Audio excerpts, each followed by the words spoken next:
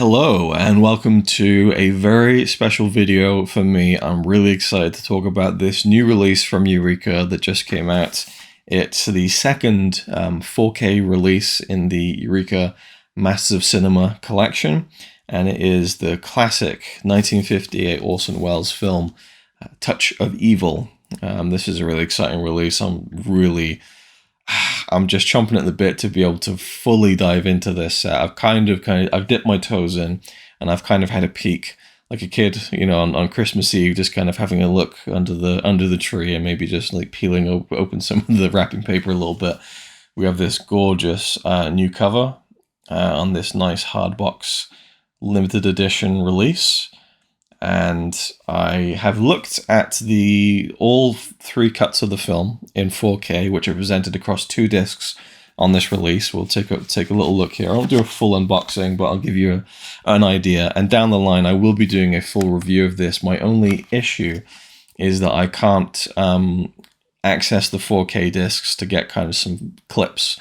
And so for me, it's going to be tricky in that regard, because I would love to show you in 4K and to show you the 4K restoration with a few little clips and bits and pieces, but I'm just not able to. I tried to figure it out, especially for this release coming out, trying to acquire a 4K drive to kind of rip 4K discs and kind of get some material for review purposes, but it seems sketchy on kind of which drives work the best, which ones even work at all when it comes to ripping 4K discs. So, and then there's also the budgetary side of it. So I'm not quite sure when I'll get to do that. I can film in 4K.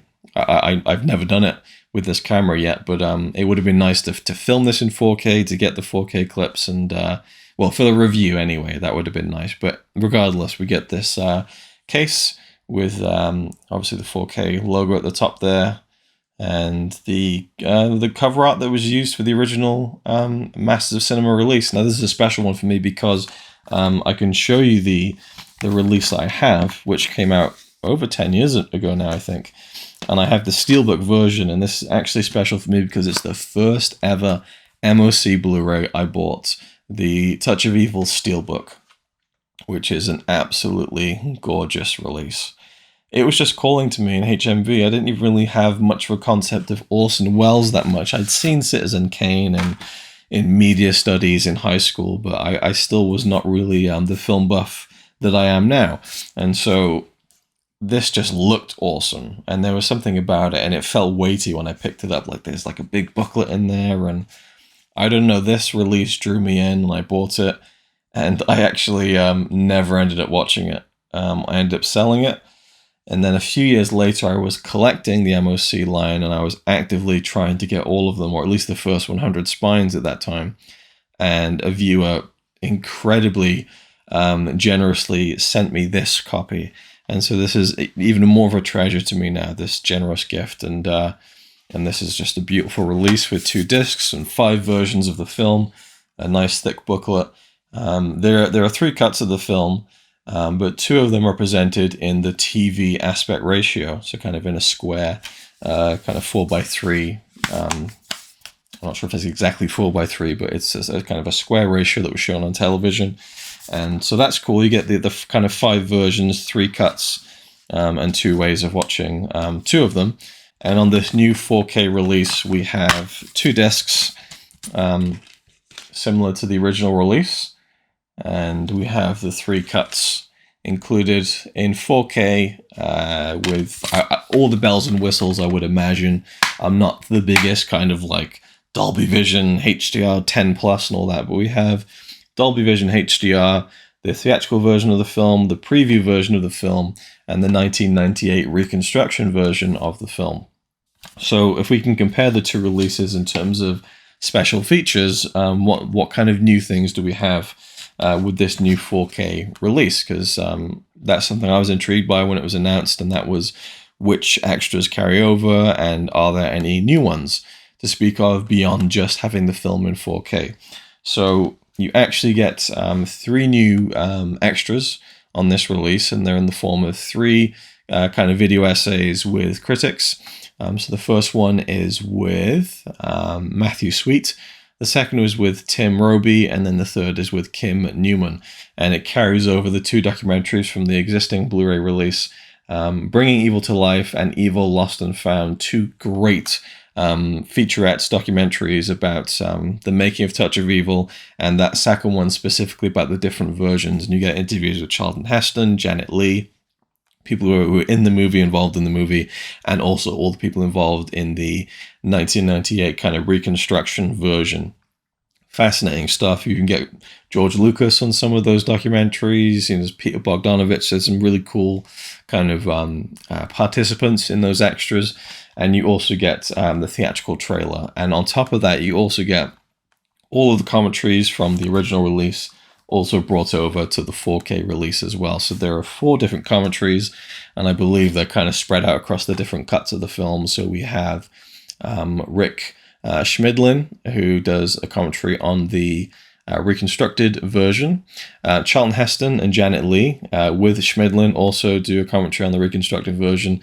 Critic FX Feeney does a commentary on the theatrical version, and 2 Orson Welles scholars, James Nairmore and Jonathan Rosenbaum, give a commentary on the preview version. So that's kind of what you get on the discs, and I'm going to actually show you a little bootleg attempt at showing you comparisons on the transfers of the original Blu-ray and the new 4K. We have this gorgeous book, 100-page book that comes with the 4K release, and this is just an absolutely gorgeous book. I've just only flicked through it, but it's just there's lots of really, really cool stuff in here, and they have the Orson Welles memo, which is a very famous memo that he wrote to Universal once they showed him the kind of altered version of his film, because he made Touch of Evil, and then Universal were like, well, that doesn't work. We're going to go and reshoot some of those scenes. We're going to add new scenes without Orson Welles. And so they really screwed him over, and so he wrote this impassioned 58-page memo, I believe it was, and very, very kind of important kind of historical moment in the Orson Welles kind of story, which is, it's such a shame that his career was so colored by these studio interferences, and you go back to the Magnificent Ambersons, and it's just kind of heartbreaking, really. So I don't believe this is the full memo. So this memo refers to an interim version of the film that has not survived. So Welles was kind of suggesting a lot of changes. I think maybe this is actually the full memo.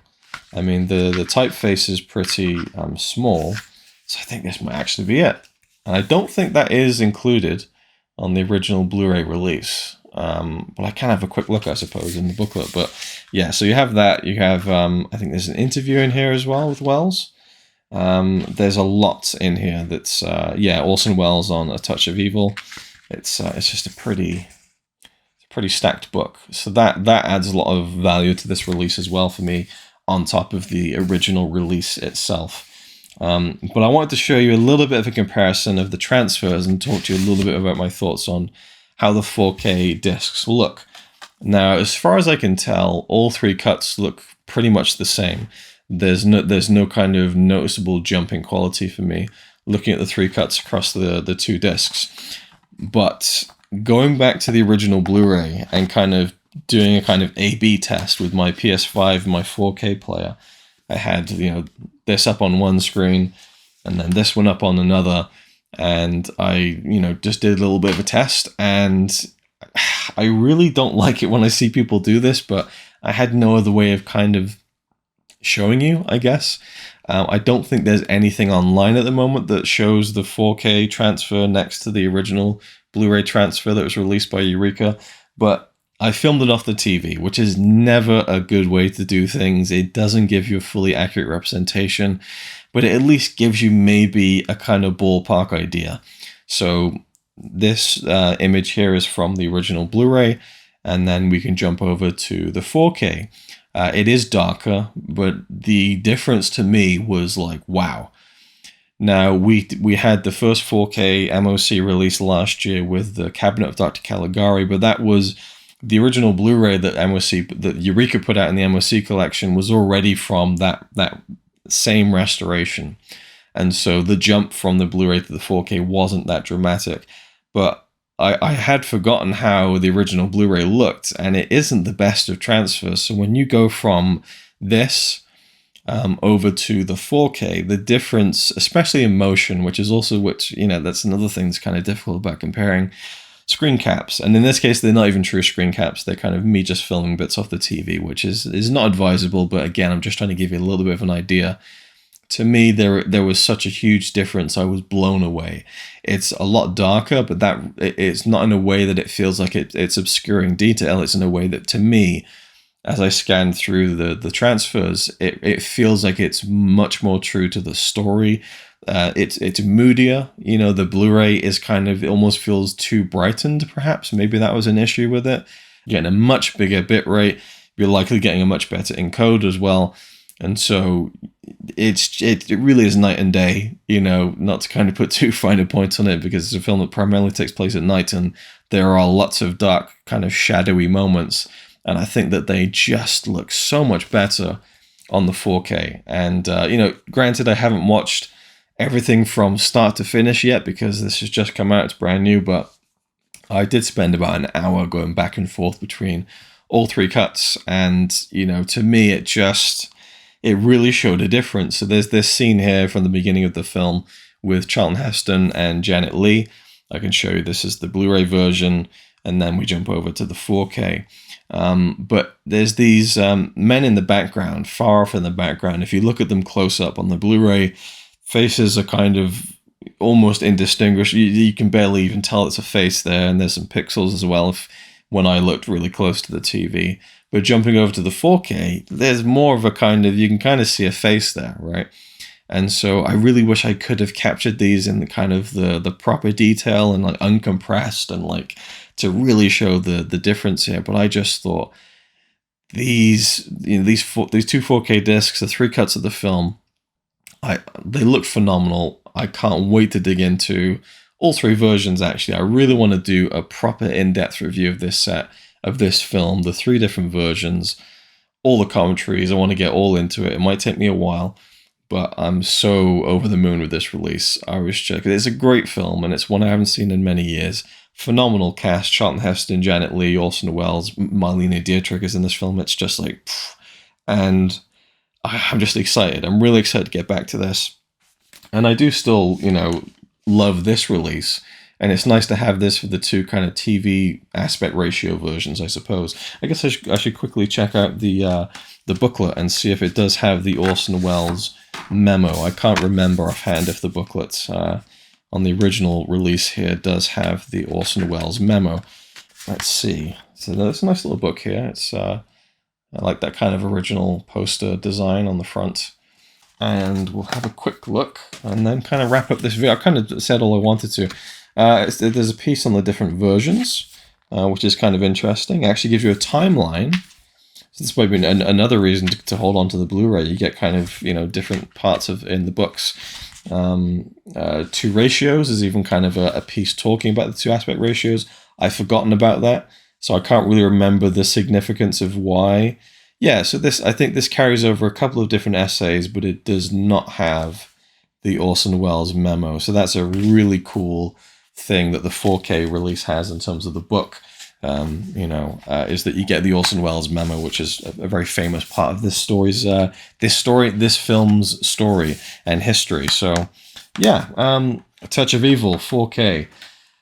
I'm dying to dive into it and actually fully get into the film and check out all three. I've never done the three cuts thing. I've never really gone into it. As far as I remember, the preview version is roughly what the studio did to the film.